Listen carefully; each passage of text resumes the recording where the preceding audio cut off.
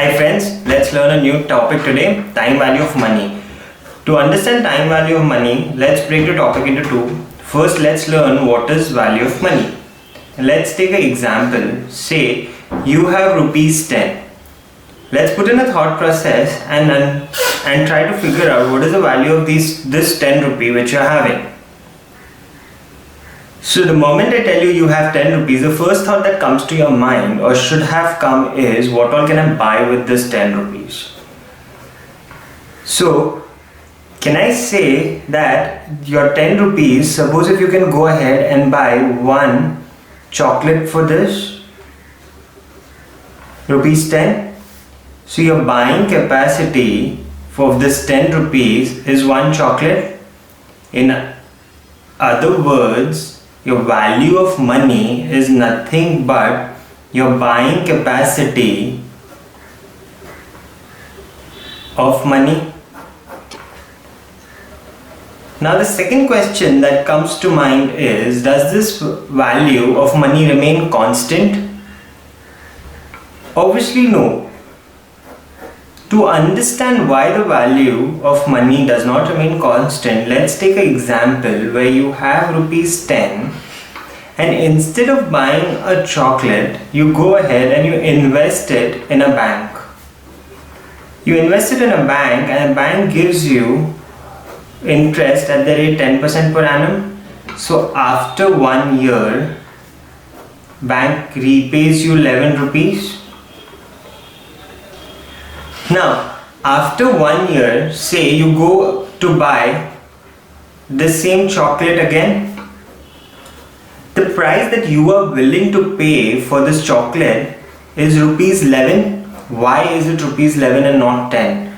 Because if you go to see, from your pocket you are spending rupees 10 plus rupee 1 which you got as an interest. So you are okay by spending rupees 11 for the chocolate.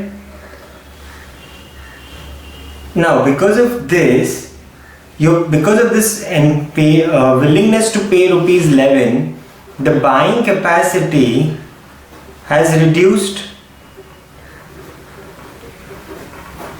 because you are indifferent to pay 11 rupees if the shopkeeper demands. So this is one of the reasons why your value of money reduces, which is nothing but your bank interest. Now, why value of money reduces? What are the reasons for the reduction in the value of money? The very first reason which we went through was bank interest. Because you invest your money in bank and bank pays you interest, you have a bigger amount or you have a better amount than your principal to spend. And the next reason is preference for present consumption. What do you mean by preference for present consumption? After 1 year, when you had 11 rupees, you had the urge to eat that chocolate. So there was a preference for present consumption. The other is inflation and risk.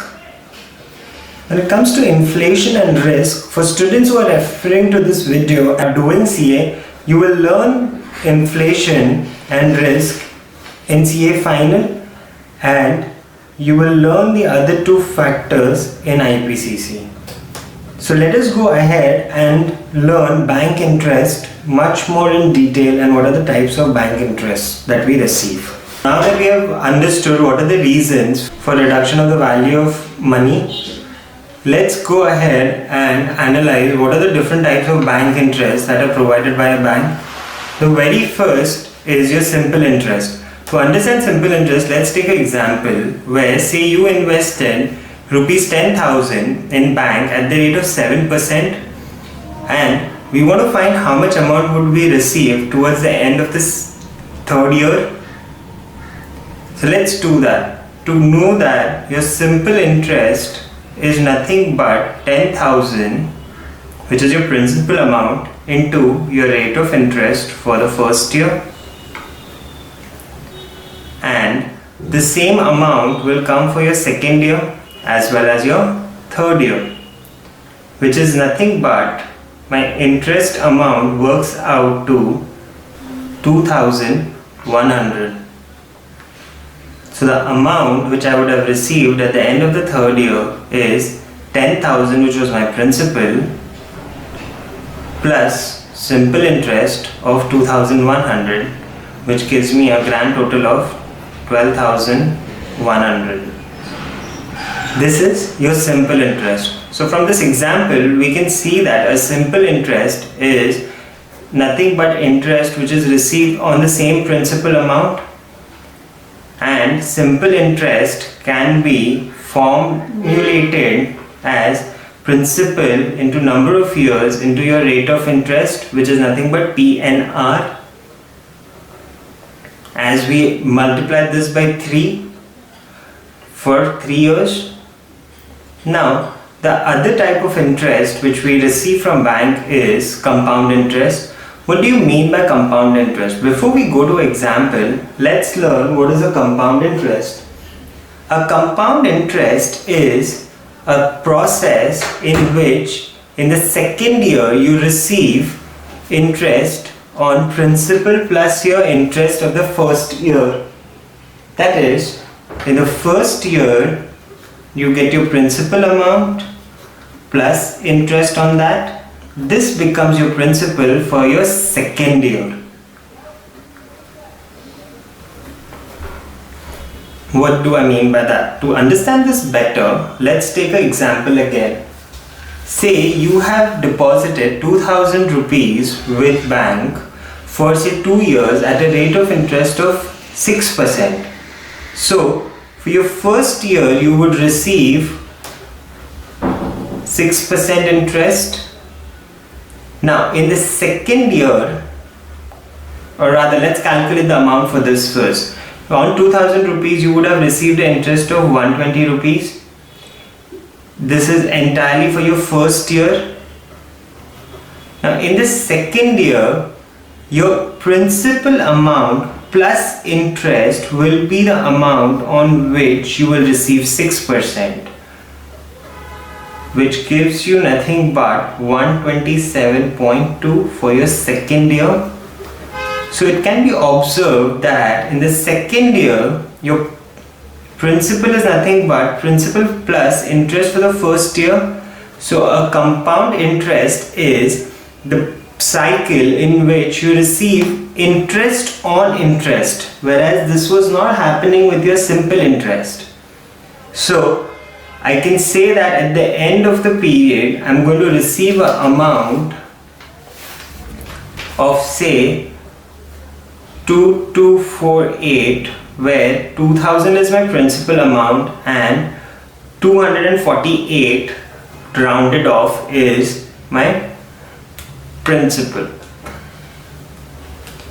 I receive 2248, where 2000 is my principal amount and 248 is my interest, which is rounded off.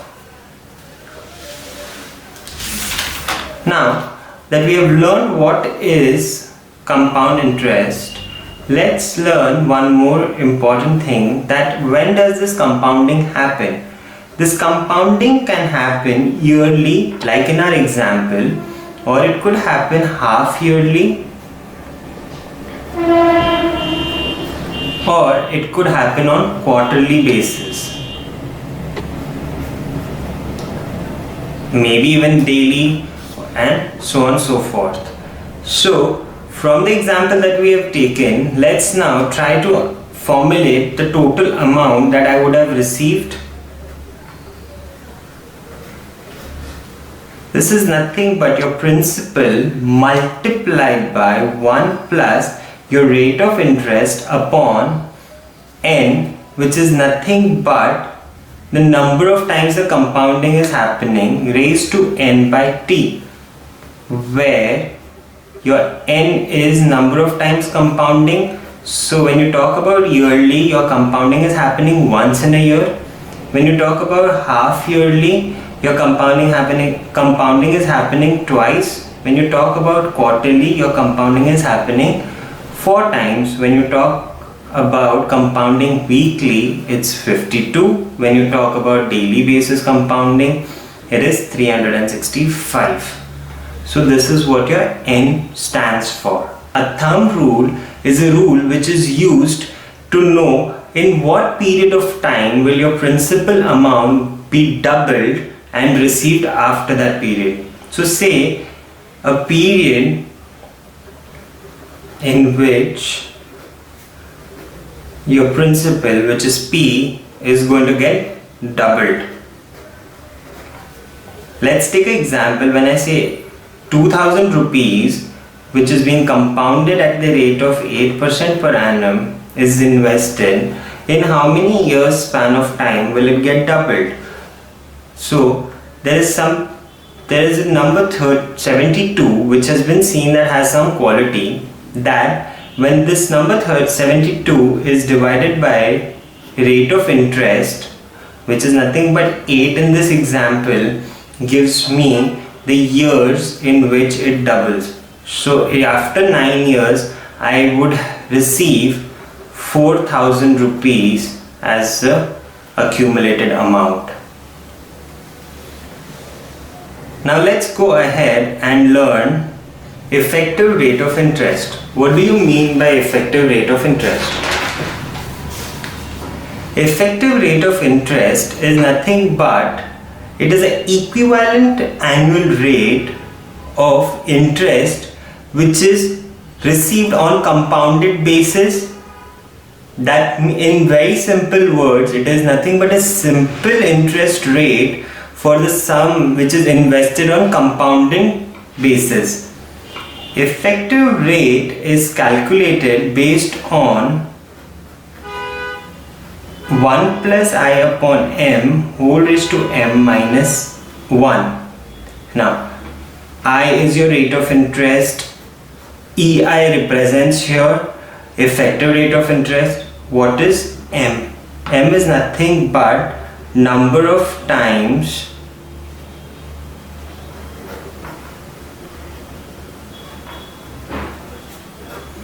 compounded in a year.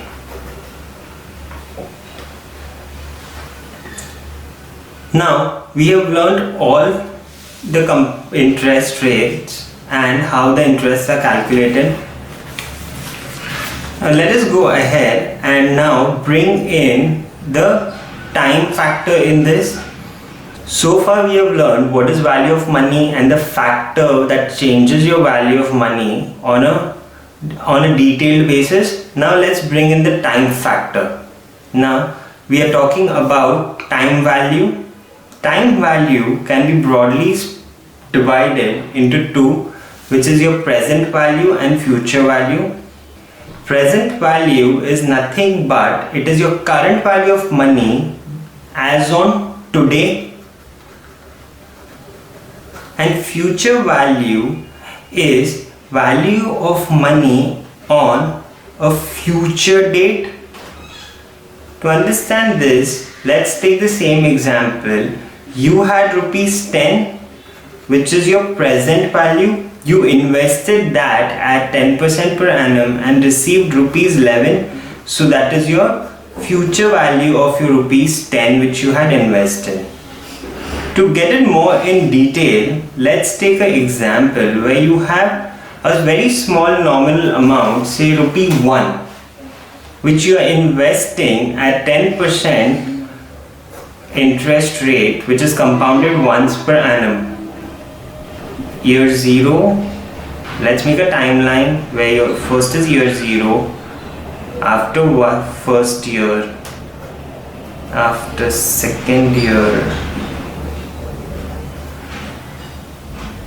and third year. So today my value of this is nothing but rupee 1. 1 year hence I would have received a rate of interest at 10, so it would have become 1.1.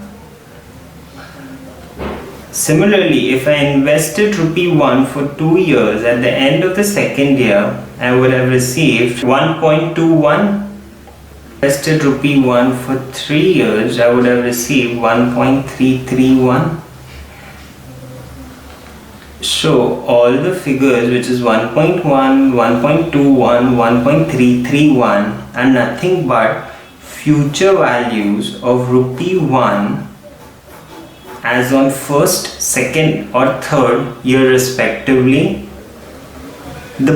Now that we understood how we get the future value, let us try to formulate this or try to understand this in technical language. When you calculate a future value from a present value, this process is called as compounding.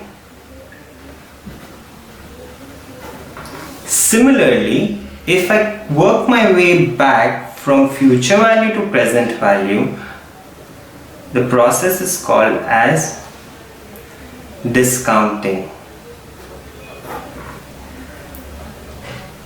Now, we will learn discounting a little bit more in detail, like we did from present value to future value.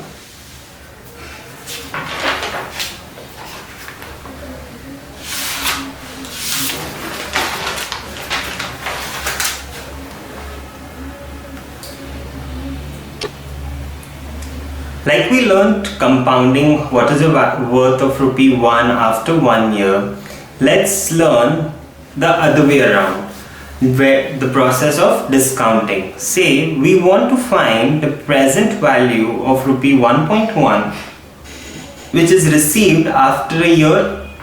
To get that, I have to reverse the compounding effect, which was nothing but multiplying it by 10%. So I need to divide it by 1, which was my principal, and my 10%, which is nothing but 1.1 into 1 divided by 1.1, which gives me answer of rupee 1. So what we have done now is nothing but working my way back from your future value, which was 1.1, to your present value when you know at what rate of interest you have invested it. Similarly, let's calculate what is your present value for rupees 1.21 which you received at the end of second year. So in order to reverse this, I need to reverse my compounding effect for 2 years. So it is raised to 2. This is nothing but your compounding interest being reversed. This leads to 1.1 into 1 divided by 1.1 whole square. How do I do this on calculator? Since we all are allowed calculators in the exam, it's important that we learn how to do this on calculator. To do this on calculator, you have to do 1 divided by 1.1 equal to gives you raised to 1. Press equal to again without pressing any other key gives you raised to 2. Similarly, when you press equal to again, you get it for the third year. But since we need it only till second, so we'll do raised to 2. And when we multiply it by 1.1, we get the answer as rupee 1. So had it been that you had to find for the third year, which was 1.331, you would have done 1.1 into, had it been the third year, which is 1.331, you would have done 1 divided by 1.1 equal to, because you had to raise it to 3, which was your cube, and multiply by 1.131. Now that we have learned what is discounting and what is compounding, and what is your present value and future value and how they are to be calculated, let us learn the relationship between future value and present value. We can formulate as your present value is nothing but your future value divided by your 1 plus I upon n, which is nothing but your reversal of your compounding, or your future value is equal to PV 1 plus I whole raised to n, which is your compounding effect. In terms of indices, or by the indices law, this can also be written as 1 plus I raised to minus n. They both mean the same, it's just a different way of representing it. Now that we know the relationship between present value and future value, let us learn what are discounting factors. To understand that, let's take an example where, say today and after 1 year. See, after 1 year you receive rupee 1, which was invested at the rate of 10% per annum compounded. To find its present value, as in today, you have to do 1, which is your value, divided by 1 plus your I, which is 1.1, which gives you an answer of 0.90. At the second year, after second year, say rupee 1.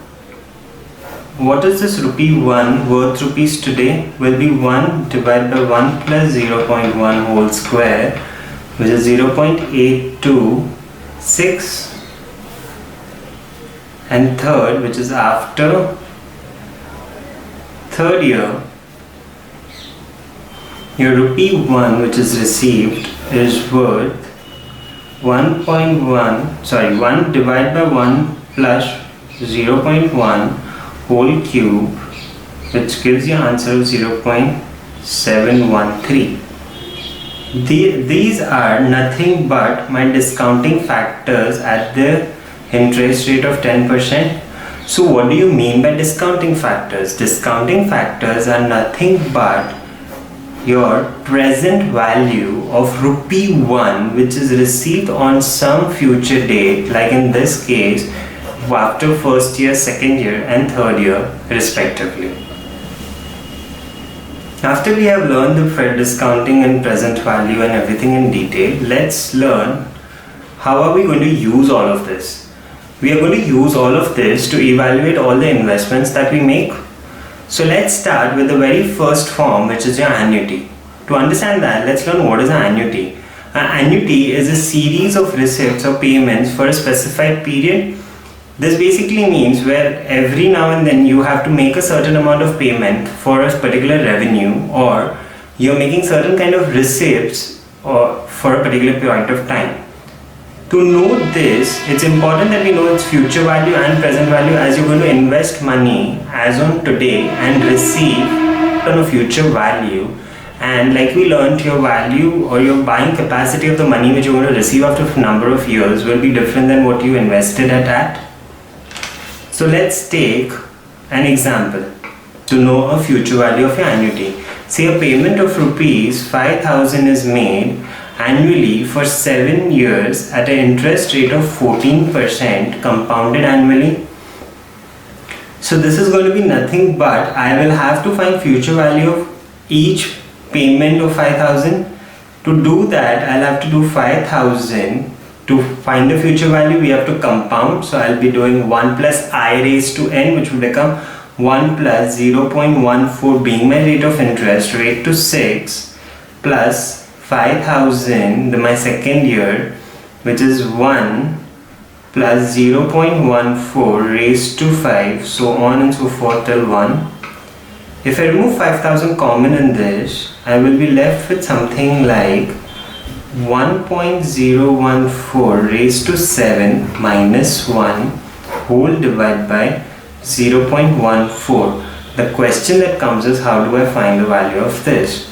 These figures are readily available in table form called as your future value of annuity table, which gives you an answer of 10.730491, which you're going to multiply by 5,000 and get the future value of your annuity. From this, I can formulate my future value of annuity for n years is nothing but receipt into 1 plus I whole raised to n, which is my number of years, minus 1 upon I. This part is readily available as we discussed before in your future value annuity table. Now that we have learned to find future value, let's also learn how to find present value of your annuity. To learn the present value of your annuity, let's take again an example. Say an annuity of of 4 years of rupees 20,000 to be discounted at the rate of interest of 10%. To do that, I'll have to find present value of each payment or each receipt, which I'll have to do as follows, which will be amount of 20,000 which is received every year for 4 years into my discounting factors. Here your discounting factor is told to you as 10%, so it will be 0.909. How do I get this? Yes, 1 divided by 1.1 equal to, and 1 divided by 1.1 equal to again to get that on calcine. The next is 0.751, which is again 1 divided by 1.1 equal to 3 times.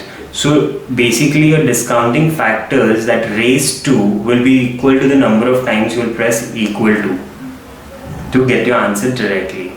Or the easier way is to refer to a present value table. The total of this comes to 3.169.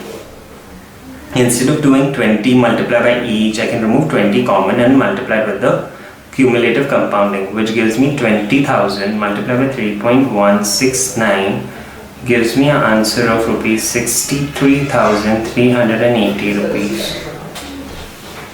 So from this, I can even formulate my present value of an annuity on the basis of a formula.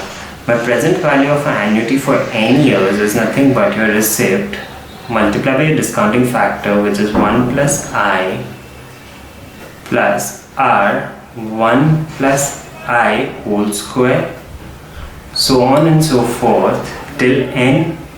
When you remove your R common, you have 1 divided by 1 plus I raised to 1 plus 1 plus I raised to whole square till 1 upon 1 plus I raised to n. This is nothing but your cumulative discounting factor, which can be found like we learned before, or you can refer to a table. Okay. Now that we have done our annuity, let us go ahead and use it somewhere else as well. For that, let's take another form of investment, which is your perpetuity. What do you mean by perpetuity? Perpetuity is nothing but an annuity for an infinite period of time. That means the receipts or the payments keep flowing for infinite amount of time. Now, when I tell you to find present value of such a perpetuity, the first thing that comes to mind is my n is not known because my n is up to infinite. So how can I find the future value of such a perpetuity or such an annuity? Now, though it may seem that a perpetuity does not have a value or cannot be found a future value or a present value, it's wrong, because the value of your perpetuity is finite, because for the receipts or the payments which you're going to make towards the anticipated future, which will be extremely far in time, will barely have any value because your value of money would have deteriorated. And at the same time, the principal that you have invested in, you're never going to receive that. So I can actually find the future value of it because my perpetuity is actually nothing but having an annuity with a limited period of time. To find such a value or to find the present value, you have to do nothing but your coupon amount, which is nothing but your interest amount, divided by your discounting rate. To get that better, we will go ahead and take an example. Say you have to find a calculation for your multiple period perpetuity. If you want to receive say 3,000 rupees per month and you want the receipts even after your death, so this becomes a perpetuity because this does not have a particular period, because it even exceeds beyond your lifetime, and you can earn 8% as your rate of return. So I have to do, which is nothing but coupon amount divided by my discount rate, which is your R, which is your receipts, upon your I. So in this case, your R is nothing but 3000 rupees which you're going to receive divided by your discount rate. Now please pay attention that this is per month, whereas this interest rate is annually. So I'll have to do 8%, which is nothing but 0.08 divided by 12, which is 3000 divided by 0.00667, which is, after carrying out the entire calculation, you get an answer of 4,49,775 rupees. So if you want to receive this much, you need to invest an amount of 4,49,775. So from this entire thing, I can formulate this as your summation infinite period, where your n starts from 1, is nothing but r 1 plus I raised to n, but like we learned, your n is irrelevant over here, so you have your r upon I. Similarly, there is another form of your perpetuity, which could be a growing perpetuity. A growing perpetuity is where your amount of interest goes on increasing as the time period increases. How much would, to understand that, let's take an example. How much would you pay to receive rupees 50 growing at a percentage of 5 per annum, discounted at 7%? Now, I know that my formula to find the present value of an annuity is nothing but R minus R divided by I is your coupon amount divided by your rate of interest. But here, whatever is your rate of interest, which is your discounting factor, at the same time there is some growth, so you will reduce your growth from this because your cost is lesser.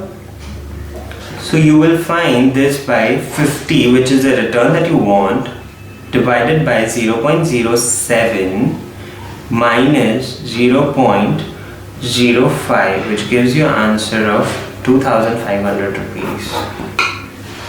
This is how you will use your present values and future values to calculate whether your investment is feasible or no. The other form or the other usage of your present values is a sinking fund. A sinking fund is nothing but a fund or a sum of amount kept aside for a particular period for some reserve. To do that, you even need to find a future value of such an annuity, because you are going to create a sinking fund for certain purpose at the end. Like say you create a sinking fund in order towards your machinery, so that when the machinery is completely depreciated, you can use this fund money and go ahead and buy a new machinery. To know that also, it is important to know the future value of your annuity, because it will help you plan better. This is also found on the same lines, which is nothing but your receipt multiplied by the compounding factor, which is available in a form of table, which is your future value annuity IN, which is your interest, and N is your number of years. And this is readily available in your table, from which you will see the appropriate row and column, get the figure, multiply it with the receipt that you want, and find the future value of your annuity. Thank you.